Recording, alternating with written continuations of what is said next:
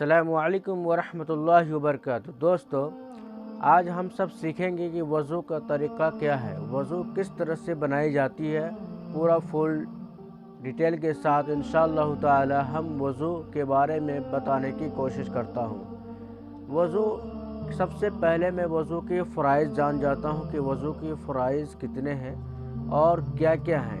पहले इन चीज़ों को मुकम्मल जान जाते हैं। उसके बाद इंशाअल्लाह ताला नेक्स्ट वीडियो में वज़ू के सुन्नत के तरीक़े के बारे में पूरी मालूमात बताई जाएगी। तो सबसे पहले हम बताना चाहेंगे कि वज़ू के अंदर में 4 फ़राइज़ होते हैं।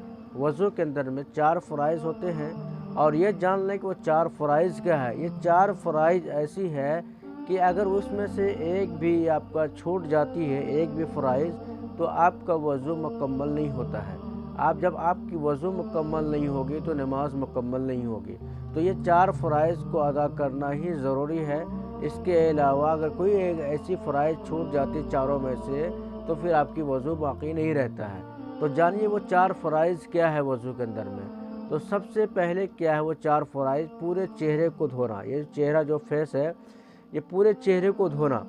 जब आप इस चेहरे को पूरा धो लेंगे मुकम्मल, एक इस कान के लौ से इस कान के लौ तक, इसके जड़ तक, और दूसरा क्या है कि पेशानी की जो बाल है, ये पेशानी की इस बाल से लेकर के ये दाढ़ी की ठुड्डी जो है यहाँ तक धोना, यहाँ तक ये।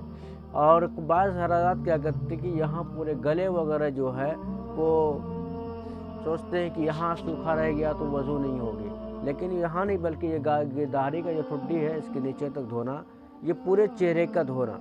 ये एक हो गई फ़राइज़। और दूसरा फ़राइज़ क्या है दोस्तों, वो हाथों का जो है मुकम्मल धोना। दोनों हाथों को गट्टों समेत, यानी कि कोहनियों समेत, दोनों हाथों को धोना, कोहनियों समेत, यानी कि पूरे कोहनियों समेत धोना। और तीसरा क्या है कि दोस्तों, वो सर का मसा करना। सर का मसा फ़र्ज जो होता है वो सिर्फ़ आप हाथ को गीला करेंगे और एक बार सिर्फ ऐसे कर लेंगे, आपकी मसा हो गई। या फिर आप एक हाथ से भी मसा आपकी हो जाती है। अगर एक हाथ गीला करेंगे, जब मसलन कि चौथाई सर का मसा होता है, जैसे आप इस तरह से भी कर लेंगे तो आपकी मसा हो जाएगी। इसके बारे में पूरी डिटेल के साथ बताऊंगा इंशाअल्लाह ताला कि सुन्नत तरीके क्या है वज़ू बनाने का। अभी हम सिर्फ फ़राइज़ बता रहे हैं। और दूसरा फ़राइज़ क्या है, चौथा क्या है कि चौथा ये है कि दोनों पाँव की जो है टखनों समेत को धोना।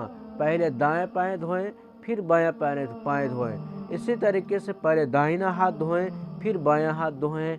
इसी तरीके से दाएं हाथ से अगर चाहे तो एक हाथ से मसा कर सकते हैं और पाँव मुकम्मल, यानी कि टखनों समेत मुकम्मल दोनों पाँव को धोना। ये 4 फ़राइज़ थी वज़ू की जो हमने आपके सामने रखा है। और इनमें से एक भी छूट जाती है तो आपकी वज़ू नहीं होती है, बल्कि आपको दोबारा सर-ए-नौ फिर से बनानी होती है। और इसमें से क्या ख़याल रखना है इसके अंदर, ये ख़याल ये रखना है कि ज़र्रा बराबर भी आपका किसी भी जगह सूखा ना रहे। अगर वज़ू करते समय अगर हाथ के किसी भी हिस्से का अगर जहाँ बाल बराबर भी सूखा रह जाती है तो फिर आपकी वज़ू नहीं होती है, फिर से बनाना पड़ता है। इसी तरीके से अगर पाँव धोते हैं, पाँव की बहुत सारी जगह ऐसी है जहाँ कोई खुश्क यानी सूखा रह जाता है, तो उस जगह को भी धोना, यानी कि लगड़ कर धोना, मसल कर, ये भी ज़रूरी होता है। तो इस तरीके से मैं सुन्नत के बारे में बताऊंगा कि वज़ू में कितने सुन्नतें हैं और क्या क्या हैं। ये सारी वीडियो इंशाअल्लाह ताला आने वाली वीडियो में मैं बताऊंगा। तब तक के लिए अस्सलामु अलैकुम वरहमतुल्लाहि वबरकातुहू।